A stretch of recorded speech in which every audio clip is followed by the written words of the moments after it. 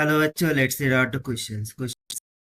An electrical circuit shown in figure calculate the potential difference across the resistor of 400 ohm as will be measured by the voltmeter V of resistance 400 ohm either by Kirchhoff's law rules और otherwise.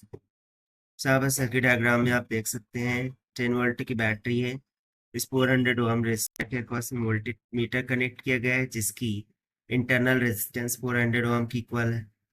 So by using Kirchhoff's voltage law और any other rule हमें यहाँ पर volt meter reading को find out करना है। तो चलिए स्टार्ट करते हैं सॉल्यूशन से। But before of that let's talk about the key concept which we are going to use here for this question. तो सबसे पहला कॉन्सेप्ट तो ये हो जाएगा कि यदि मेरे पास दो रेजिस्टेंस हो R1 and R2 and both are connected in parallel combination, so उनका इक्विवेलेंट रेजिस्टेंस का फॉर्मूला हो जाएगा R1 into R2 divided by R1 plus में R2। उसी तरीके से सेकंड फॉर्मूला हम यहाँ पर यूज करेंगे voltage divider rule. So according to voltage divider rule यदि देखिए इस तरीके से दो रेजिस्टेंस हो, ठीक है, और यहाँ पर हमने आउटपुट लिया है और इसके अक्रॉस में यदि हमने इनपुट वोल्टेज अप्लाई कर दिया है और ये जो रेजिस्टेंस है वो कुछ R1 एंड R2 के बराबर है और हमें पूछा जाए कि R2 के अक्रॉस में फिर वो वोल्टेज कितना होगा, तो हम सिंपली बोल देंगे कि V out is equals to R2 divided by R1 plus में R2 times of the input voltage यानी कि VI। इसे हम कहते हैं वोल्टेज डिवाइडर रूल। सो इन दोनों कंसेप्ट का यूज करना है। सो देखिए according to the given voltmeter की खुद की एक इंटरनल रेजिस्टेंस है जो कि किसके इक्वल है 400 ओहम्स की इक्वल। सो ये 400 ओहम और ये वाली 400 ओहम दोनों एक दूसरे के साथ कैसे है पैरेलल में। अब यदि मैं वोल्ट मीटर की व्यू से यहाँ पर ऑब्जर्व करूँ, सो माना कि वोल्ट मीटर के लिए जो रेजिस्टेंस है वो R0 की इक्वल है, जो कि किसकी इक्वल होंगी इन दो 400 ओम रेजिस्टेंस के पैरेलल कॉम्बिनेशन की इक्वल। सो हम सिंपली बोल देंगे कि R0 this will be equals to R into RV divided by R plus में RV by using the first key concept, क्योंकि ये दोनों एक दूसरे के पैरेलल में कनेक्टेड है।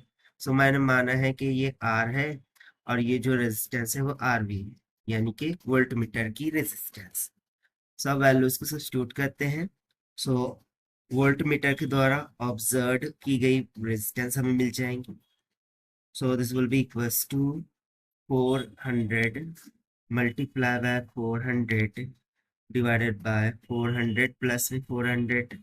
So 400 400 800 4 दूनी 8 2 2 जा 4 यानी कि ये कितना आ जाएगा 200 ओम की। सो वोल्ट मीटर के द्वारा ऑब्जर्व की गई जो रेजिस्टेंस है वो 200 ओम्स की इक्वल आ गई। क्या मान रही है? Now if you see from the figure itself, you can see that the middle 100 ohm resistor can be ignored here। कौन सी? ये वाली जो 100 ohm की रेजिस्टेंस उसको हम इग्नोर करेंगे। Why we did ignore this? Because we know the Wheatstone bridge। So Wheatstone bridge concept से यदि मैं देख Wheatstone bridge कॉन्सेप्ट का यूज करते हुए यदि मैं बोलूं सो P by Q is equals to यदि R by S हो, so bridge will be balanced and in that case middle resistance है फ्लो होने वाला जो करंट वो 0 की इक्वल हो जाएगा।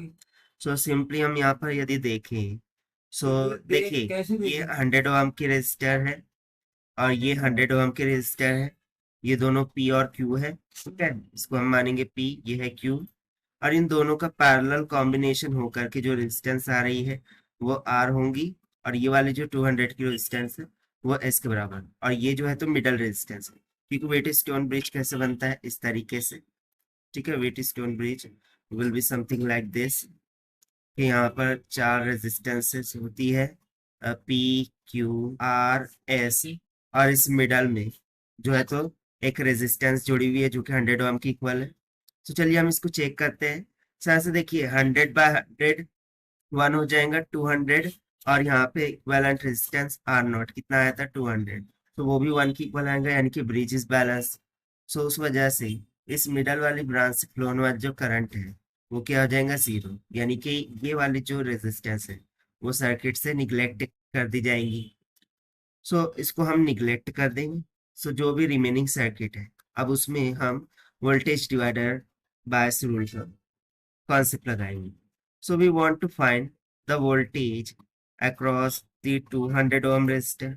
So this will be equals to, so by using the formula R2 by R1 plus R2. So यहाँ पर R2 क्या हो जाएगा हमारे लिए 200, R1 हो जाएगा 100, ठीक है। सो यहाँ पर हम लिख देंगे कि R2 हो गया 200 डिवाइडेड बाय R1 हो जाएगा 100, प्लस में R2 यानी 200 multiply by the input voltage. So input voltage देखिए कितना है 10 वोल्ट, सो यहाँ पर ये रख देंगे 10 वोल्ट। सो इसको सिंप्लीफाई करेंगे, it will comes around 20 divided by 3 volt.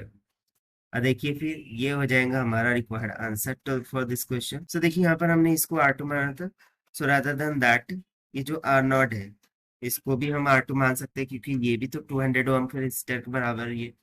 सो ये 200 ओम रेजिस्टर और ये 100 ओम रेजिस्टर, ये R1 होगी, और इन दोनों के पैरेलल में ये 10 वोल्ट का जो पोटेंशियल है जो कि इनपुट वोल्टेज है वो कनेक्टेड है। तो इस तरीके से by using voltage divider rule we have found the potential across 200 ohm resistor. अब हमें तो 400 ओम रेजिस्टर के अक्रॉस में वोल्टमीटर रीडिंग निकालना था, करेक्ट। सो देखिए ये 200 ओम कहाँ से आई थी, पैरेलल कॉम्बिनेशन से ही तो आई थी, ठीक है। सो इन दोनों के पैरेलल कॉम्बिनेशन से ये हमारे पास 200 ओम रेजिस्टर आई थी। सो यदि उसको ब्रेक करेंगे तो पैरेलल में वोल्टेज सेम ही होता है। सो यदि ये 200 ओम रेजिस्टर के अक्रॉस में जा रहा है, सो इस 200 को ब्रेक करके 400 करेंगे, सो उनके अक्रॉस भी सेम वोल्टेज जाएगा, बिकॉज पैरेलल में वोल्टेज सेम होता है। तो सिंपली वी कैन से कि voltage across the 400 ohm resistor is nothing but 20 divided by 3 volt, और यही हमें रीडिंग मिल जाएंगी across the voltmeter. So this will be the required answer as per the given option. Option D is correct. So this is the required solution. I hope you understand. Well, best of luck. Thank you.